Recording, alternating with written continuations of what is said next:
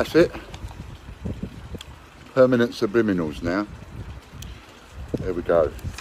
So I've got a bit of news to tell you, which is why I've come on. This is phenomenal news. This is explosive news, I reckon. Honestly. So, it's about the 10p's in the Royal Mint's tills. And we now have a Mr. M on the case. Mr. M is working for us on the case in Lantrisant. He's now an undercover operative, a secret agent, if you will. Now, Mr. M was down there for us in this last couple of days, today and yesterday. And there's certain things he was finding out, and there's certain things he wasn't too happy with, and he's phoned me up to let me know and say to me, like, you know, this isn't really on. They've changed it from 5 10p's. They're now giving you 10 10p's, although it depends on what you buy. So if you buy something more expensive, and he tested it out by buying £15 items, by buying the £15 items, he was getting 10 10p's in his change. Just a bit more. So he was getting 10 10p's in his change with the expensive items.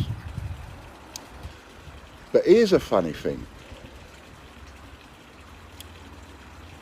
He went to use the postcards, and the postcards have been put up 40% in price. So in order to make sure that there is nothing in their shop that can be purchased for 50p, in order for you to get yourselves 5 10p's from a pound coin change, in order to stop that practice outright, what they've done is they've put the price up of the postcards by 40% to 70 pence. They were 50 pence, they're now 70 pence, and they cost them like 3 pence each, if that, a couple of pence each, 5 pence each, if that. They now put them up to 70 pence. That's a 40% markup. I mean, that's a massive markup, and that's just to stop you doing what I told you to do, which is buy their cheapest item at 50 pence. Now, some of you are going to go, well, that's a bit naughty. Some of you are going to go, oh, well, you've made it, it's your fault, Ian, and you've now, everybody else has got to pay because of you. And some of you will probably go, ha ha ha, that's the Mint getting their own back on you. See, they can play just as cagey as you. You can have whatever point of view you like on a subject.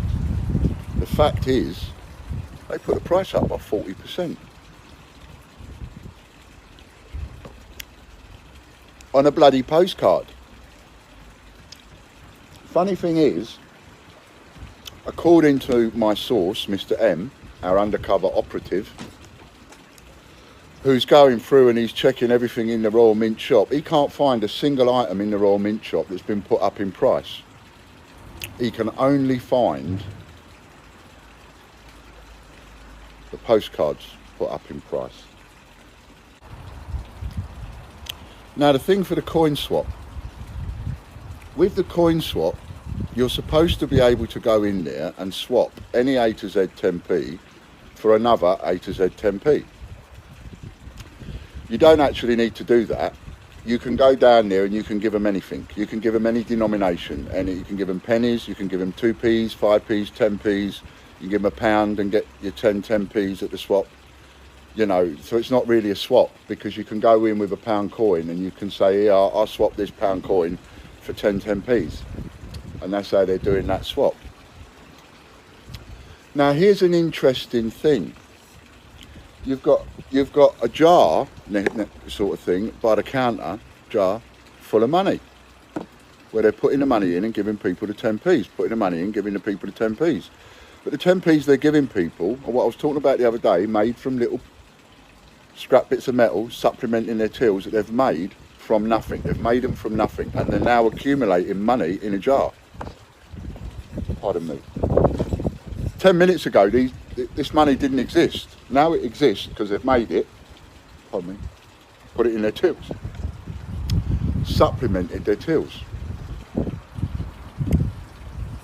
This is building up and building up. This has been going on for 2 years, right? Well, that money needs to now be recorded. How's that money being recorded? Because that's money laundering. Pure and simple, that's money laundering. But anyway, you can go in now and you can get 10p with your change. And you can get 10p on their swap days for anything. You don't have to give them 10p. You can give them 10p, you can give them ordinary 10p, or you can just give them 250p or a pound coin. An interesting thing that annoyed him a little bit was the fact that while he was in the queue, he had some Royal Mint employees behind him chirping about how many sets they've managed to put together. 3 employees behind him talking, and he was just quiet listening. And they was right behind him talking, and between the 3 of them they've got nearly 50 sets, full sets, 50 sets. That's just 3 of them. How many are there down there? So, and the other thing that annoyed him a little bit was the fact that he noticed that they were coming out from behind the counter in the queue to the Royal Mint employees and giving them the ones that they wanted. Before, so in other words, serving them first before other people that are before them in the queue can get to the counter. Now you might say, why am I moaning about that? Why am I even bringing that up? Well, because they've got a right. Well, I don't think they have got a right, to be honest. And as it was pointed out to me from Mr. M, he said, what if the person in front of them got there and the one that they wanted, suddenly there ain't no more of them left? But the people behind him got some. So that's a little bit naughty. And the fact that you're allowing them to just, you know, pick and choose what they like out of the tills. I don't allow Kelly or Logan or John, under any circumstances, are they not allowed to enter any of the raffles. They're not allowed to enter a raffle, that's it. Yes, I'd like their money, along with everybody else's. And there's a part of me that sort of thinks that they work hard enough, why shouldn't they have a little go? But they're not allowed to.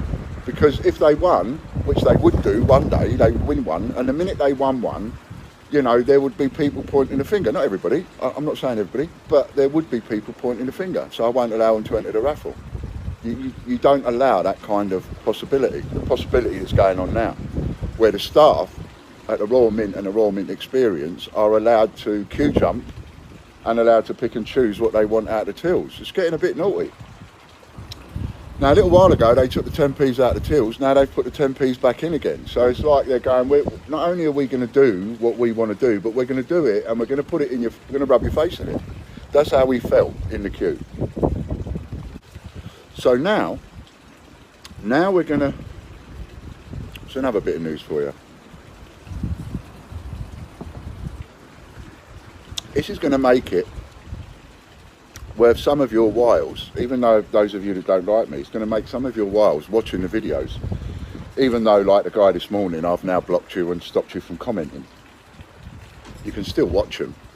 The guy this morning had the cheek to start his message off, his comment on my video off, with something along the lines of, sorry about your dad, and then went off to completely and utterly slate me, calling me a con man and all the rest of it.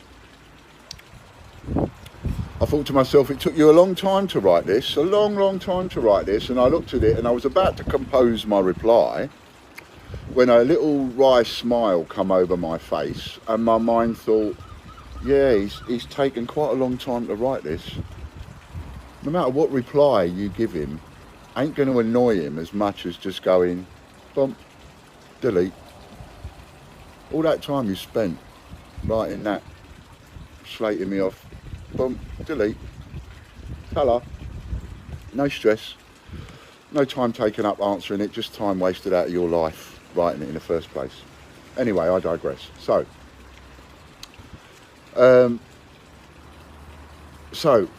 what we've got is, we've got our secret agent, Mr. M, in Lantrisant, and our secret agent is on a challenge. I offered him a challenge. I said to him, I'll give you £1,000 in points if you go to every bank and every post office in and around Lantrasant and video you going in there and asking them for the A to Z 10p's.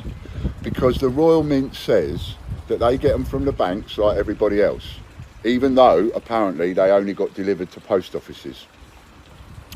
Now, the only way that we can absolutely refute and prove that the Royal Mint is giving you and me a load of old waffle is by going to every single bank and post office in Lantrasant.